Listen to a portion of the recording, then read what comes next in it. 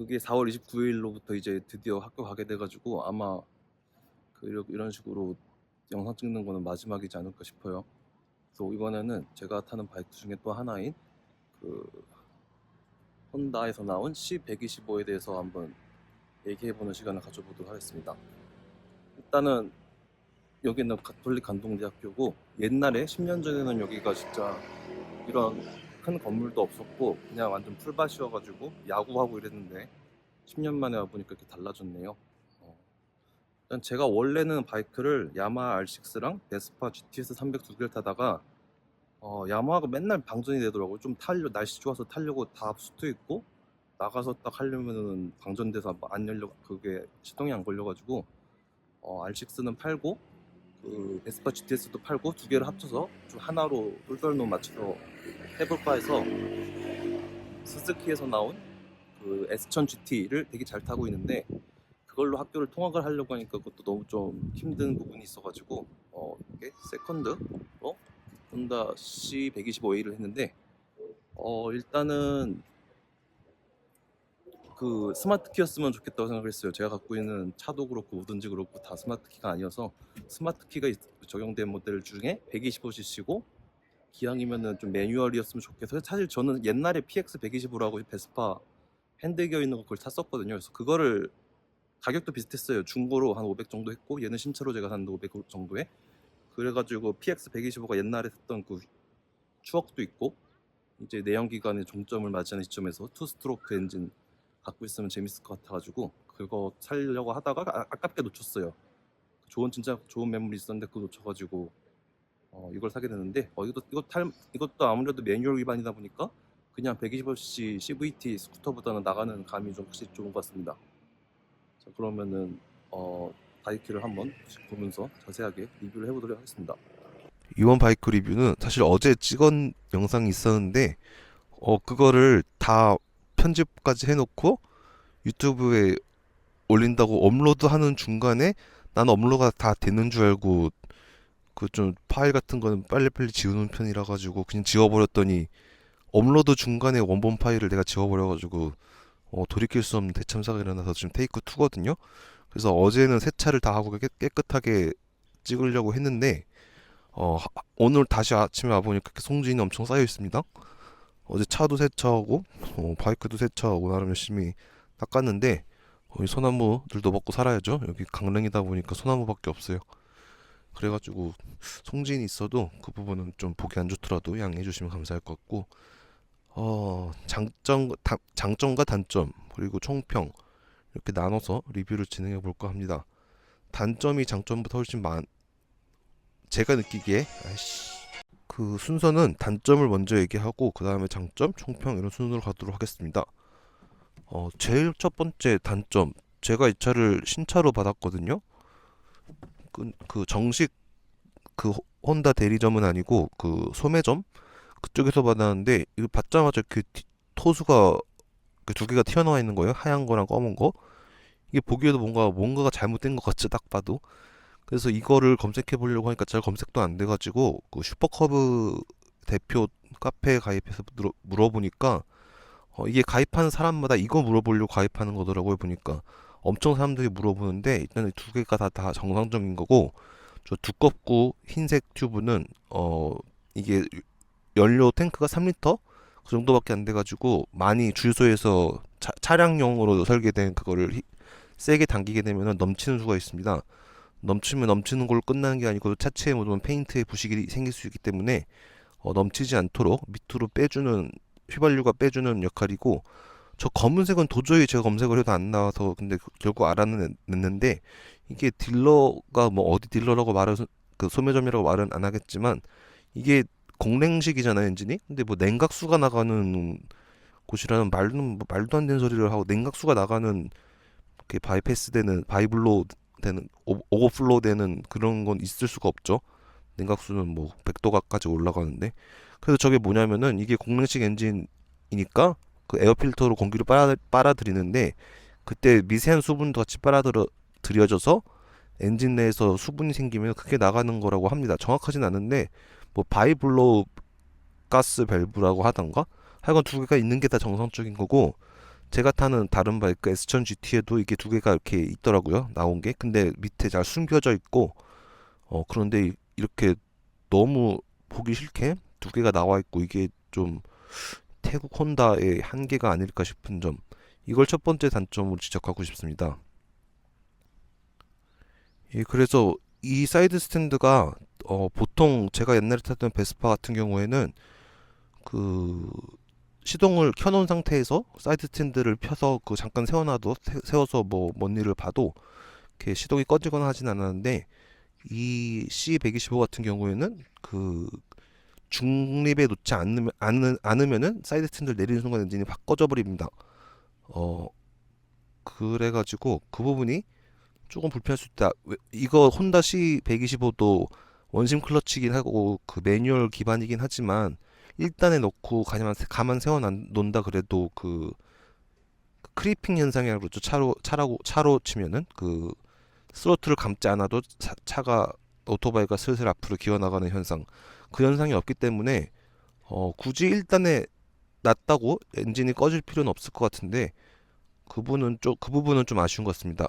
굳이 반드시 N단에 놓고 사이드 스탠드를 내리기도 힘들고 내려야지만 엔진이 안 꺼지고 그렇게 된다는 거. 그 점이 좀 아쉽고 그리고 형상 자체가 사이드 스탠드를 바이크가 워낙 작다 보니까 사이드 스탠드를 내리고 왼쪽으로 기울이고 하면서 내 어깨에 이 왼쪽 사이드 미러가 자꾸 닿아요. 그래가지고 이렇게 애써 좋은 각도로 맞춰놔도 사이드 스탠드를 쓰면은 이게 내 어깨에 저기 왼쪽 사이드 미러가 닿아서 각도가 틀어져 버려가지고 사이드 스탠드 활용도가 굉장히 떨어진다는 게 두 번째 단점으로 지적하고 싶습니다. 자, 이쪽에서 계속 얘기를 해보자면은 세 번째 단점으로는 제가 이 파란색 뒤에 팬더 부분을 탈거한 사진을 구글에서 구한 게 있어가지고 올려드릴 건데 제가 사실은 이거 처음 받았을 때 이거는 2024년식이어가지고 뒤에 텐덤 시트가 같이 따라왔거든요. 근데 저는 뒤에 사람 태울 일이 아쉽게도 없어가지고 그거를 그냥 아예 떼버리고 이 사진처럼 그냥 타고 다녔는데 어느 날 아침에 보니까 그 팬더 부분에 그 여드름처럼 뭐가 톡 튀어나온 거예요. 보통 우리가 문콕을 당하게 되면 안쪽으로 들어가잖아요. 근데 얘 같은 경우에는 여드름처럼 밖으로 튀어나왔더라고요. 그래가지고 그거를 왜 그럴 걸 생각해 보니까 누군가가 나쁜 놈이 그 시트에 앉는 것도 뭐 잘못이지만 더 나쁜 짓을 해가지고 그 리어 팬더 쪽에 그냥 앉은 것 같아요. 그런데 제가 올려주신 사진 보시면 알겠지만 리어 팬더 바로 밑으로 좀 날카롭고 뾰족한 사각 프레임이 있어가지고 그 부분에 눌려가지고 오히려 여드름처럼 이렇게 톡 튀어나온 것 같아가지고 그게 보기 싫어서 이렇게 탑박스를 위에 달았습니다. 원래는 정말 클래식하게 아무것도 뒤에 없이 그냥 하고 다니려고 그랬는데 그 부분을 감추기 위해서 지비사에서 나온 그 지비사 정품 리어 캐리어랑 그 탑박스를 샀는데 풀 페이스 같은 건 안 들어가는 정도인데 이 정도 크기면은 제가 지금 여기 쓰고 있는 제트 헬멧이랑 장갑이랑 기타 등등 이런 거 넣고 다니기는 편합니다. 그래도 주로 저는 강릉에 CGV 영화 보러 갈 때 이걸 타고 가는데 그 전에는 헬멧을 들고 영화관에 들어가야 돼가지고 약간 좀 쪽팔린 게 있고 불편한 것도 있고 그랬는데 이게 오토바이의 가장 큰 장점은 내가 헬멧을 들고 들어가야 되냐 아니면 핸들을 박스에 넣고 가도 되냐 이 차이잖아요. 그래서 삶의 질이 굉장히 올라갔다. 그리고 보기에도 그렇게 레트로한 느낌을 해치지 않아요. 뭐 굳이 많이 다시는 그 무슨 리모아 같은 비슷한 리모아 스타일의 그 쇠 그런 것만 너무 달지 마시고 GB 순정으로 나온 이것도 굉장히 예쁘기 때문에 한번 해보는 것도 괜찮을 것 같습니다. 자, 그 다음 단점으로는 이건 좀 정말 치명적이에요. 그 사각지대가 굉장히 심해가지고 제가 여기 보시면은 저는 원래 바이크에다가 튜닝하고 이런 거 엄청 싫어하는데 얘는 안 하면 내가 죽겠구나 싶을 정도로 좀 많이 사각지대가 심해가지고 저 같은 경우는 좀 어깨 빵이 있다 보니까 제 어깨에 가려져가지고 후방 시야는 전혀 안 보이고 측면 시야도 간신히 보이는 정도. 이게 뭐 어떻게 조절을 해도 안 보이더라고요. 그래서 아마 뭐 아주 몸체가 작은 여성분이나 남성분이나 그런 분들이 타면은 시야가 확보가 될지 모르겠는데 자기가 좀 건장하단 체격이다 이러면 아마 뒤가 안 보일 뒤는 그냥 아예 안 보이고 옆에도 거의 안 보일 거예요. 그래서 이렇게 연장을 해서 만들 킷을 반드시 이게 10,000원밖에 안 했거든요. 양쪽 다 해서. 그래서 이거는 좀 굉장히 필수 추천이라고 튜닝 아이템이라 생각합니다. 혼다에서 이런 실수를 하는 거는 좀 용납하기가 좀 힘들지 않나. 이 바이크의 가장 큰 문제가 방금 말씀드린 사이드미러 사각지대가 굉장히 심하다라는 거라면은, 두 번째 단점은 이게 그 센터 스탠드를 기준으로 뒤쪽에 너무 많이 무게가 실려 있어요. 그래가지고 보시면 아시겠지만 살짝만 눌러도 바이크가 이렇게 휘청거릴 정도로 뒤에 엄청나게 무게가 실려 있어가지고, 그 제 바이크는 24년식이어가지고 뒤에 텐덤 시트가 같이 딸려와서 그게 상당히 무겁더라고요. 다 탈거해서 들어보니까. 그래가지고 새끼손가락으로만 살짝 눌러도 뒷바퀴가 내려갈 정도로 이 바이크가 주행 중에 밸런스는 좋은데, 저 센터 스탠드를 세워놓은 상태에서 밸런스가 뒤에 너무 많이 하중이 실려 있어가지고, 저는 그나마 덜었는데도 이렇게 뒤에가 눌러갈 정도니까, 만약에 텐덤 시트까지 있을 경우 뭐 누군가가 장난스럽게 뒤에 앉으면은 바이크 갑자기 훅 꺼지면서 넘어질 수도 있고, 바이크와 같이 뭐 그 사람이 넘어지는 건 상관 안 하는데 내 바이크도 같이 넘어질 수 있겠다, 그런 생각이 들 정도로 저 센터 스탠드 위치를 어떻게 해야 될까요? 좀 더 뒤로 빼서 앞쪽에 프론트 쪽에 하중이 많이 걸리도록 해서, 그 옛날 바이크들은 보면은 샌드 스탠드, 제가 타던 베스파 PX 125도 그냥 샌드 스탠드 세워놓으면은 걔네는 앞바퀴가 뜨게 설정이 돼 있어가지고 시동을 켜고 클러치를 붙이면은, 우리가 이런 바이크 같은 경우는 타고 으차 해가지고 반동을 이용해가지고 샌드 스탠드를 접잖아요. 근데 그럴 필요 없이 그냥 클러치만 당기면은 앞으로 나가는 구조여서 뭐 그런 점도 재밌긴 했었는데, 요즘은 다 바이크들이 샌드 스탠드를 하면은 그 정비의 용이성을 위해서 뒷바퀴가 뜨는 설정인데, C125는 뒷바퀴에 하중이 너무 많이 줬다.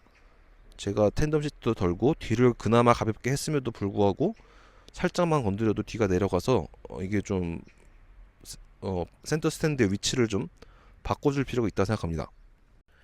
그 다음 핸들 뭉치 부분에서 단점이라 보면은, 저 디지털 클러스터가 있는 건 좋은데 저기 보면은 가운데 이렇게 움푹 파여 있는 부분이 버튼인데, 이게 터치도 아니면서 누르는 것도 아니면서 뭔가 되게 오묘한 느낌으로 눌립니다.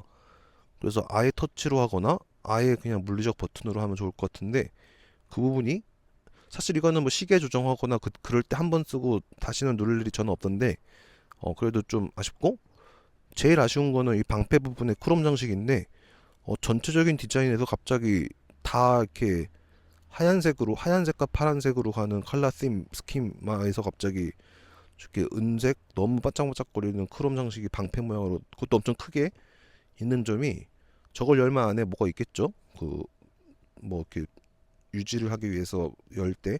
근데 저 부분이 좀 볼 때마다 좀 거슬립니다. 너무 좀 이렇게 너무 반짝거리지 않게 하거나 크기를 좀 작게 하거나, 아니면 저 부분을 좀 살려서 실용성 있게 뭐라도 뭐 키라도 넣을 수 있는 뭐 이렇게 열리도록 했으면 좋을 것 같은데, 그 부분은 좀 아쉽다.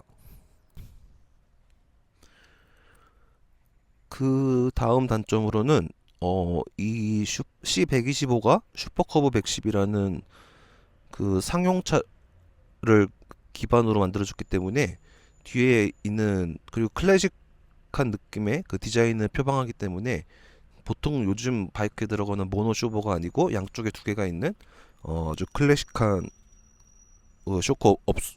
쇼바가 들어가 있는데, 물론 생긴 게 클래식해서 성능도 클래식할 거라고는 충분히 생각을 하고 있었는데, 실제로 타보니까 뒤에 사람을 태우고 짐을 싣는 것까지 고려해서 만들어서 그런지 굉장히 딱딱합니다. 유철을 지날 때 허리가 아프고 굉장히 하드해서 사람들이 많이 이거를 사제 쇼버로 바꾸는데, 다 그 너무 딱딱해서 그런 것 같아요. 그래서 본인이 주행하는 환경이 굉장히 좀 이렇게 어 고르지 못한 환경이라 그러면은 굉장히 허리가 아플 수 있다는 점, 그 점을 감안해야 될 것 같습니다. 그 다음 단점으로는 다른 그 리뷰 영상에서도 보셨겠지만, 시트를 열고 버튼을 누르면은 그 오른쪽에 있는 이쪽 이 부분 파란색 하얀색 부분 이 부분이 아주 우아하게 열리는데 왼쪽 부분은 또 열리지 않아요. 저 안에 뭐가 있는지 정확히 모르겠는데 뭐 중요한 부품이 있는 거겠죠. 근데 오른쪽이 열리면 왼쪽도 열렸으면 훨씬 더 좋았을 것 같다는 단점이라고 얘기하긴 좀 그렇고, 그 다음으로 보면은 처음에 여기 보면은 고무가 있죠. 근데 이쪽에서 보면 고무가 없어가지고 저는 누가 훔쳐간 줄 알고 그 막 저거 찾으려고 파츠를 찾아봤는데, 이게 원래 정상적으로 나올 때부터 왼쪽은 고무를 씌워주고 오른쪽은 고무를 안 씌워준다고 하더라고요. 그래서 그 부분이 좀, 좀 양쪽을 다 해줬으면 좋지 않았을까 하는 그런 생각을 했고, 이 브레이크에 대해서 좀 할 말이 많아요. 일단 브레이크가 너무 약합니다. 진짜 막 엄청 세게 악력을 당겨도 차가 엄청 밀려요. 그래서 본인이 좀 빠르게 탄다. 그런 그 경우에는 뭐 호스를 메쉬 호스로 바꾸든지 그 브레이크를 좀 업그레이드 할 필요가 있다고 생각합니다. 그리고 ABS도 그 110에 비해서 많이 높아진 가격이 차지하는 부분이 있을 텐데 ABS가 너무 민감해요. 그래서 내리막길 같은 데서 앞브레이크만 살짝 잡아도 앞브레이크는 잘 밀리는 주제에 ABS는 또 되게 잘 걸립니다. 그래서 드드득 그렇게 전달되는 게 좀 불편한 느낌이 있어가지고 저는 125cc 바이크를 타면서 ABS가 있는 거는 처음 타보는데 ABS를 없애고 좀 가격을 낮추면 어땠을까 하는 그런 생각도 해봅니다. 제 바이크는 24년식이고 그 23년인가 22년식 그 이후로 이전부터는 저 동그란 부분이 유리로 돼 있어가지고 엔진 오일의 잔량이나 어떤 오일의 색깔 상태 이런 거를 볼 수 있었는데 이게 막혀 있어요. 그래서 연식이 거듭하면은 이게 버프를 받아가지고 더 좋아져야 되는데 개선이 돼야 되는데 뭐 내구성의 문제인지 뭔지는 모르겠는데 하여간 막혀서 개악이 돼 버렸습니다. 이 창을 없앤다고 해서 뭐 돈을 깎아주는 것도 아니고 그래서 굉장히 좀 이렇게 손해보는 느낌? 위에 딥스틱이 있어가지고 열어보면은 엔진 양 자체는 확인할 수 있는데 아무래도 엔진 오일의 색깔이라든지 이런 거를 이렇게 밖에서 쉽게 확인할 수 없다는 점이, 그것도 옛날에는 됐는데 연식을 업그레이드 하면서 안 되게 됐다는 점이 좀 아이러니하면서도 손해보는 느낌이 좀 들었습니다. 자, 이제 너무 단점만 얘기한 것 같으니까 장점에 대해서도 한번 얘기해 보자면은 가장 큰 장점이라고 생각하면 저는 브랜드라고 생각해요. 브랜드와 모델이 갖고 있는 헤리티지, 수십 년의 역사에서 몇 번째 정확히는 모르겠는데 세대를 거듭하면서 누적 판매 대수가 뭐 1억 대를 넘었다 그러죠. 그러면은 뭐 거의 엄청나게 많이 팔린 건데, 그런 헤리티지를 갖고 있는 바이크, 그리고 이렇게 클래식한 외관, 그리고 스마트 키 적용으로 좀 편리하고 주유할 때도 뭐 장갑 낀 채로 그냥 버튼만 누르면 시트가 열리니까 굉장히 주유도 편하고 시동도 그냥 원터치로 열리고, 저 같은 경우는 탑박스를 달았기 때문에 어쩔 수 없이 탑박스를 열기 위해서 키를 꺼내야 되긴 하지만 그 부분을 감안하더라도 이 스마트 키 적용은 굉장히 라이더로서 편리한 라이딩에 일조한다고 봅니다. 그리고 두 번째 장점으로는 저 휠인데, 이게 휠이 엄청 예뻐요. 지금까지 본 바이크 휠 중에 제일 예쁘다고 볼 수 있을 정도로 휠이 굉장히 예뻐서 아마 그 110에서 120으로 오는 증가분만에서 거의 한 50만 원 정도는 저 휠이 차지하지 않을까 싶을 정도로 휠이 되게 예쁘게 절삭돼 있고 보는 내내 되게 시각적인 만족감을 준다는 점에서 저 부분도 장점으로 하도록 하겠습니다. 그 다음 장점으로는 이 버튼들의 조작감이 상당히 훌륭합니다. 이렇게 눌렀을 때 굉장히 만족스러운 소리가 나고 마감도 훌륭하고 되게 기계스럽고 아날로그스럽고 이렇게 만족스러운 소리가 나가지고 그 피젯 스피너 같은 장난감처럼 하루 종일 눌러도 재밌을 것 같은 그런 아주 훌륭한 만족감을 보여주고, 방향 지시등의 위치도 제가 지금 타는 스즈키 S1000GT에 비해서 훨씬 인체공학적이어가지고 좀 체구가 작은 동양인이 타더라도 이게 저 방향 지시등이 딱 적절한 위치에 있다. 그래서 버튼류를 굉장히 만족스럽게 누른다. 그런 점을 또 장점으로 볼 수 있을 것 같습니다. 다음 장점으로는 사이드 방향 지시 등이라 그러죠. 사이드 인디케이터. 그 부분이 110 같은 경우는 이렇게 나메크 성인이나 뭐 그 슈렉 더듬이처럼 이렇게 툭 튀어나와 있어가지고 그게 공기 역학적으로도 좋지 않고 미관상으로도 저는 좋지 않다고 생각하고, 또 게다가 그 친구들은 벌브 타입이었죠. 그래서 약간 좀 상용차의 느낌을 지우기가 힘들었는데 125로 오면서 저 방향 지시등이 매립이 됐고 다 LED로 바뀌어가지고 저 부분도 보기에도 예쁘고 실제로 광량도 상당히 밝아가지고 밤에 켜놓고 보면은 되게 예쁩니다. 마찬가지로 뒤에 있는 방향 지시등도 저런 식으로 되게 예쁘게 돼 있고, 브레이크 등도 이렇게 울트라맨 뿔처럼 튀어나와 있는데 디자인을 굉장히 잘했어요. 그렇게 튀어나와 있는 것 치고는 그렇게 보기 싫지도 않고 밤에 켜놓고 보면 예쁘고, 그 번호판 등 부분도 다 순정인데 보통의 바이크에 보면은 저 번호판 쪽이 엄청 지저분한 경우가 많아서 따로 튜닝 파츠를 다는 경우가 많은데, 이 C125 같은 경우에는 다 모든 게 이렇게 디자인적으로 깔끔하고 돼 있어가지고 따로 손볼 부분이 없을 정도로 이렇게 심플하면서 보기도 좋다. 그런 점을 장점으로 들고 싶습니다. 제가 장점 단점에 대해서 알아봤으니 그냥 전체적인 바이크에 대해서 한번 얘기를 해보도록 하겠습니다. 우선 이 바이크로 입문을 하고자 하는 분들이 많을 거예요. 특히 115 같은 경우는 가격적인 접근성도 굉장히 높고 작고 귀엽고 클래식하고 여러모로 이렇게 입문자들에게 확 땡길 만한 걸 갖고 있기 때문에 연비도 좋죠. 게다가 그런데 완전 바이크가 초심자다, 그리고 수동 매뉴얼 자동차를 한 번도 몰아본 적이 없다, 나는 그 레브 매칭 같은 거 할 줄 모른다, 그러면 사람이 이걸 타기는 좀 많이 어려울 것 같습니다. 그 특히 기어가 1단과 2단 사이에 기어 감속비 차이가 상당히 심해가지고 다운시프트 할 때 잘못하면 굉장히 차가 울컥거리고 막 그 차체 거동이 굉장히 흐트러질 정도로 아주 조심해서 하거나, 아니면은 아까 말씀드렸다시피 레브 매칭을 통해서 스로틀과 동시에 다운시프트를 해야 되는 그런 좀, 그러니까 타는 사람의 스킬에 따라서 이 바이크의 거동의 안정도가 상당히 좌우되기 때문에 그냥 감으면 CVT가 변속을 자동 무단으로 해주는 그런 바이크로 처음 입문하는 게 좋을 것 같아요. 매뉴얼 바이크를 계속 타 보시던 분이라도 이게 클러치가 없기 때문에 좀 애먹을 수 있습니다. 그 타다 보면 적응되긴 하는데 클러치가 없어가지고 왼손이 굉장히 허전한 느낌도 들고, 저 원심 클러치가 좋다고는 하는데 저는 사실 그렇게 좋은지는 잘 모르겠더라고요. 그냥 일반 매뉴얼 바이크처럼 밟으면은 기어 내려가고 위로 올리면은 기어가 업되는 그런 방식으로 해도 괜찮지 않을까 생각합니다. 왜냐하면은 이게 4단에서 이게 로타리 기어가 좋다고 하는 이유가 뭐냐면은 그 시내에서 타다 보면은 신호등에서 보통 오토바이는 맨 앞으로 가서 출발하잖아요. 그러면 달리다 보면 4단까지 올라가고, 그럼 그 다음 신호등에서 빨간불이 걸리면은 정지하겠죠.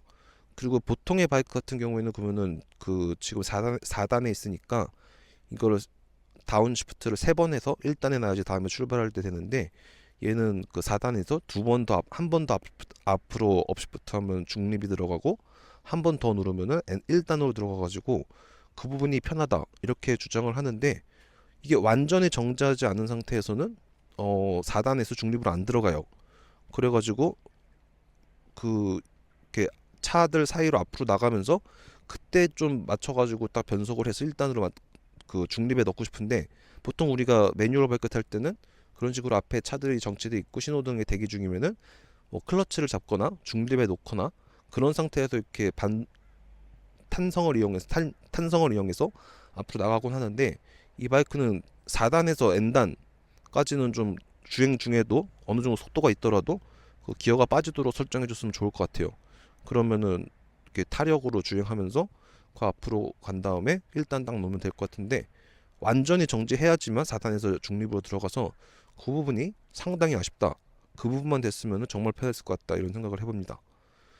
그리고 그 가장 많은 분들이 물어볼 게, 그러면은 이게 110에 비해서 거의 200만 원 가량 비싼데 그만한 가치가 있느냐? 라고 물어볼 건데 저는 있다고 생각합니다. 저한테 만약에 다시 2차 가격을 주고 또 이거 달래 아니면은 110 달래 물어보면 저는 당연히 이거 살 것 같아요.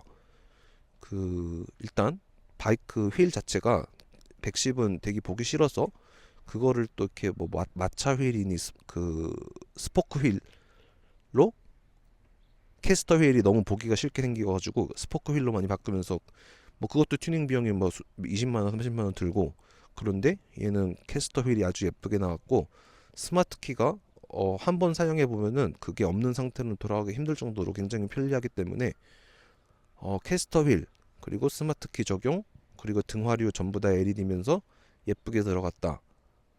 그 점에서도 저는 충분히 200만 원을 낼 가치가 있다고 생각합니다.